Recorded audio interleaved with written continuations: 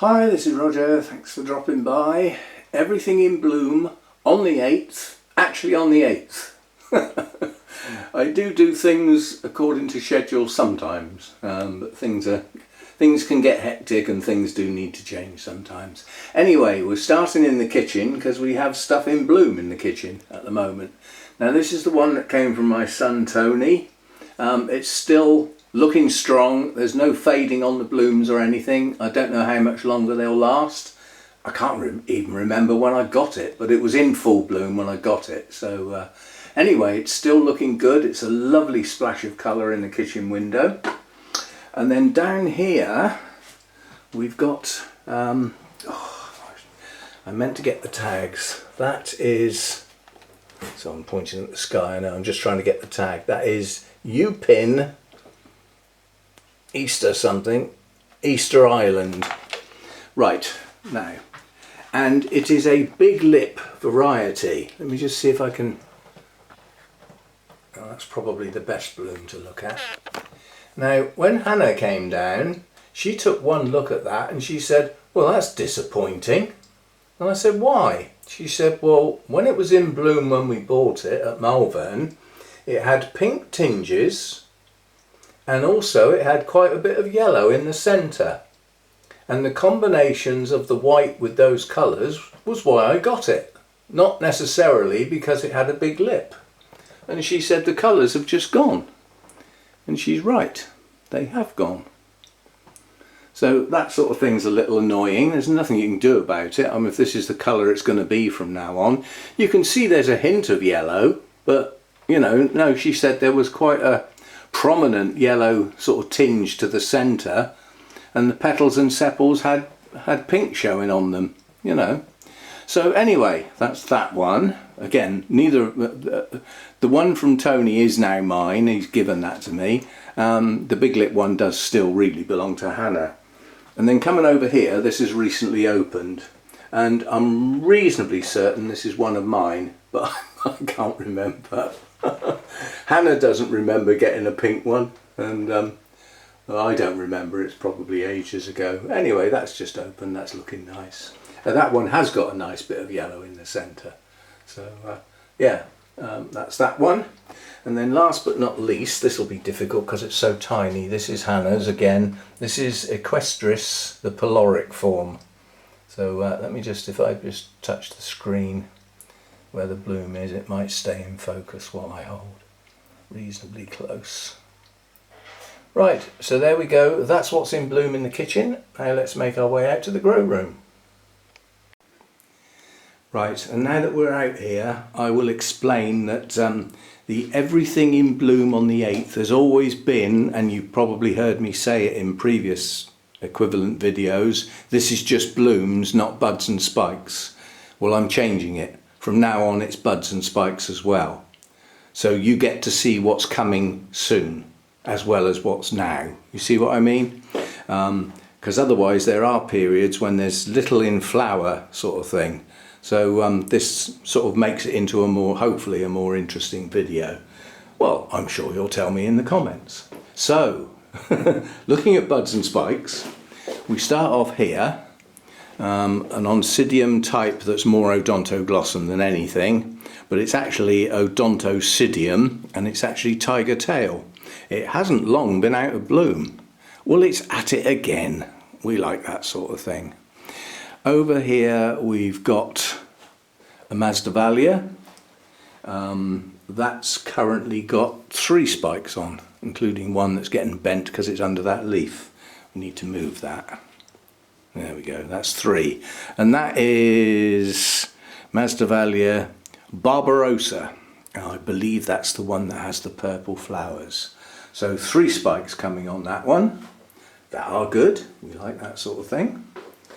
And then over here we have a spike. That's not going to be very spectacular, but nonetheless, that's an Oncidium species, Cherophorum, that one is. That will be in bloom, tiny little flowers on that, absolutely tiny. And then over here, buds again, we've got Blackjack, and this is, as I said, I've shown you this, I've never seen anything like that on this type of Paphiopedilum. It'll be interesting to see what this small bud underneath the big one actually does. And then the other one over here is pushing on. Don't know whether that's going to do too as well. We have to wait and see, won't we? Right, I don't think there's anything else down here. No, I haven't even got any Restrepias in bloom at the moment. Coming over here, completely missed last time because it was behind stuff. Well, the stuff it was behind is no longer here. That's Dendrobium hibiki. Massive cluster of blooms in the centre of the plant, not along the canes. And this one often blooms with clusters near the base of the leafless canes. Doesn't very often bloom on canes with leaves on. But this does actually have what looks like blooms there. It might be, I'm not saying it isn't or is, but it also has a kiki here. I haven't seen it grow a kiki before, but it is. And it seems to push out roots halfway up the cane every now and again. Oh, hang on, there's another kiki over here. So we will get some young plants off of this, which I will take off at the appropriate time and pot them up separately, because my past history with hibiki has always been a bit, it does great, it blooms its head off, it's fine for some time, and then it just suddenly goes down. So the kikis will be the backup. They'll be the insurance policy, so to speak. So that's that. And coming round here, we've got our little Orangis, my only Orangis now, the one with the long name, which I will put as a pop-up. I just can't, it's one of those names that will not stick in my mind. I just cannot actually remember it. I think part of it is Rhodosticta, but anyway, you get a pop-up.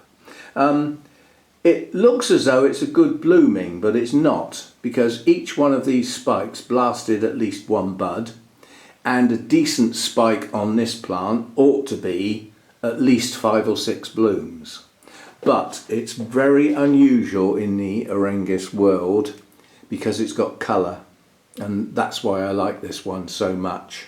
We've got this little splash of reddish orange in the centre. Most Orangis are just plain, very little colour, straw colour, lemony yellow, very pale green, or white in the main. So that's that one. It's looking quite nice. And then over here, I'm not sure what we've got. But given that this one is doing kikis in places, the chances are that this is more kikis, but it might be blooms. You can see some of the kikis on these Dendrobiums are enormous. That needs coming off, as does this one. They're just too big. But it's a massive plant, you know, it's a giant of a plant. It's got huge new growths coming out near the bottom, 3. What looks like might be buds, could be kikis, who knows. Right, nothing else here. And then we come round to a new bloomer that's up in the sky. And this is Oncidium honeybee. And I'll have to hold the camera right up above my head, twist the screen round, otherwise I won't be able to see what I'm doing. Lovely blooms, not tiny, they're not a bad size, but lovely markings. And the problem I've got is that the spike is really long, so I put it up on my top shelf so it doesn't bang up against anything, and I can't see the blooms. You're the first ones to get a good look at them because they face upwards. You know, if I bring the camera down to where I am, you can see they're facing upwards. Yeah? So I can't see them properly. So that's going to come down onto the blooming table, the table where the blooming plants are kept. Nothing else here. Then we come round to the blooming table. But before we do that, we've got Dendrobium hercoglossum has still got some blooms going. A little cluster down here. I Oh, I know. I was just saying I can't see any more buds, but I can. So it's going to prolong its blooming. It's only little smatterings of blooming at the moment. It's not having a, it's not its mass blooming. It's not its time. So it would have done that a while back. But bloom's going over. Some Kiki's growing again. So we'll have some young versions of this to push on. And I thought I'd lost the main plant, but the main plant is pushing up lots of canes now, so it is saved. And it was saved basically by putting it in a pot. That's true of quite a few of my Dendrobiums now. If I hadn't put them in a pot, I may have lost them altogether. Then up here we've got our radiata. This is one of Derek's plants. So I can't see what the hell I'm doing. Again, this is above my head. They're not hugely attractive blooms, but they sort of are in a simplistic way, because they're not normal orchid blooms for a start, because they're upside down.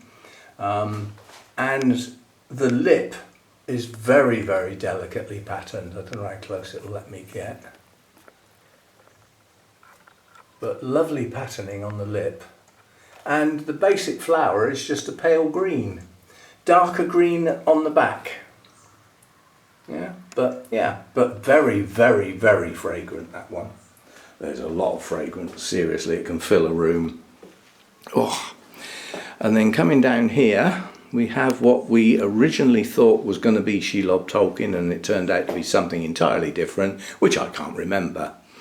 And I never expected all 4 spikes to be open at the same time.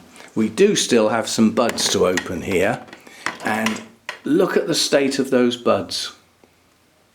Absolutely smothered in aphids, dripping down onto the leaves. So I think we'd better get some spray going up in this corner here. They'll have come off of the Shari Baby. That's the one that got them. Although I don't see many on the Shari Baby now. But there are some. Yeah, we're going to have to deal with this lot, because they will spread eventually. They're happy to stay in this little area at the moment because they've got plenty to feed on. But that's the first aphids I've seen on this plant. They're not on the blooms anywhere. They're just on those 2 buds. And I think they'll have just migrated across from the Shari Baby, which is very close now. So we will deal with those in a minute as they get on the leaves as well. So where did we get to? So that's that one. And then the aforementioned Shari Baby, which has still got 2 spikes to open, one here and one here. And it's lost 1 spike already, finished, and this was the largest one. That's open. Doesn't have a huge amount of fragrance, this version of Shari Baby, but compared with plants I've had before, this is different. The bulbs are absolutely enormous. Well, none of my previous versions of Shari Baby have been anywhere near that size, so perhaps this is subtly different. Perhaps it was a named variety and I haven't got that name or something. But I've certainly got the aphids that we need to deal with. And then this also got a few aphids on it, not many, but some. I've forgotten what this is, but it's got a tag in it. Oh, that's Oncidium Cheyenne. And it's going over. These blooms are virtually gone now. See, that's the mess that the aphids make on the leaves. Strangely enough, in the natural world outside, that is feed for quite a lot. Some butterflies feed on honeydew, as it's called. Ants do. Yeah, could do with some ants in here to shift. Mind you, they just move the aphids around, they don't eat them. So that's that one, that's going now, that'll be gone soon. And then next to it we have another bud, and this has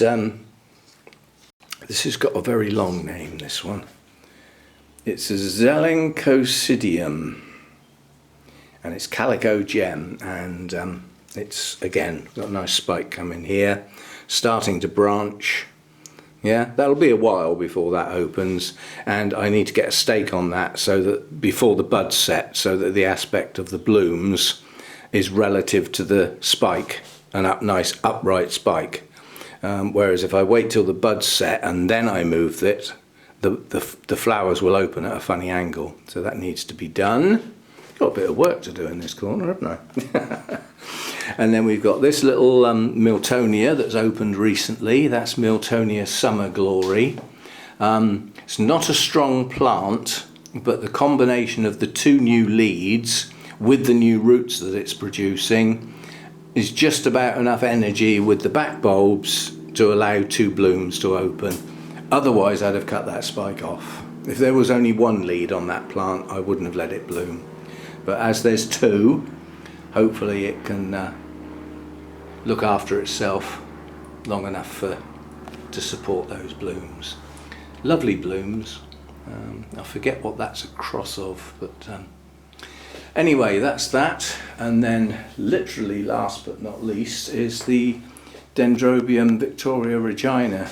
And despite being right on top of the Shari baby, there's very little signs of aphids. There are a few. So they are getting around. So I need something that's going to deck them quickly. It's funny actually, that Shari baby, all the leaves and all the blooms have actually been sprayed. The aphids are taking no notice of the spray at all. No notice at all. And you'd think being so tiny, they wouldn't stand a chance. But I think what we will do is we'll mix up some of the SB planting bug killer and plant invigorator or whatever it's called, which is a soapy wash. But it's a ready-made soapy wash. You just mix it with some water. I can't be doing with the hippie soap. It takes too much mucking around to mix it all up. So I'll use the other, the store-bought version of that, which is a soapy wash. And we'll give everything a good soak with that and see if we can suffocate the little blighters. Anyway, it's funny actually, because aphids have never been a problem for me. But I think it's round the other place there was no door to the outside world, so they couldn't get in. I always wondered how the hell the scale got in, but they would have come in on another plant, I suspect. And these might have, but then that Shari baby's been sat there with no blooms on for a very long time, and it's only the blooms that they seem to go for. So I think they've come in the door, and that was, they've got on those blooms and multiplied. So we will have to deal with them before they, because when they run out of blooms, they will start having a go at the leaves, and then you start getting damaged, little tiny holes in the leaves, and you can then start getting infections and things. So it's not, when they're on the blooms, they are a nuisance and they do leave a mess, but they don't harm the plant, if you see what I mean. So they have a nuisance value, but not a damaging value. But without blooms, they will have a go at new growths and things like that, so they can start damaging the plant. So we will do our best to deal with them. Now, added on the end, thanks for people who are still going across and helping out with the gardening channel.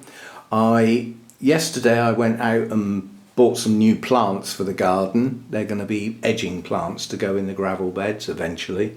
I'm not attempting to plant anything in this heat wave, that's for sure. But on top of that, I actually bought the stain for the shed.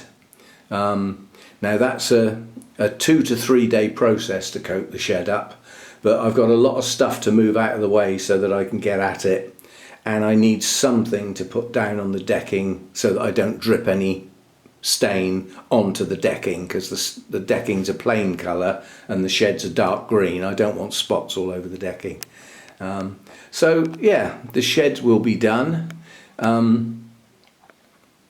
I've got 3 coats to do. 1 coat will go on the bare wood to bring it up so that it's got some colour. And then the next coat will be the whole of the shed, and then the 3rd coat will be the whole of the shed's 2nd coat. That should be enough. So there's that going on in the garden, and yeah. The gardening channel is almost up to date. I think there's only another couple of videos, and then any videos that go on that channel will be what I'll call live. In other words, like I do with the orchids, I film it, process it and post it, normally on the same day or day after at worst. So we're keeping that going, and yeah, everything in bloom on the 8th as it's supposed to be, and now includes buds and spikes. So that's how it will be from now on. See you next time. Thanks for dropping by.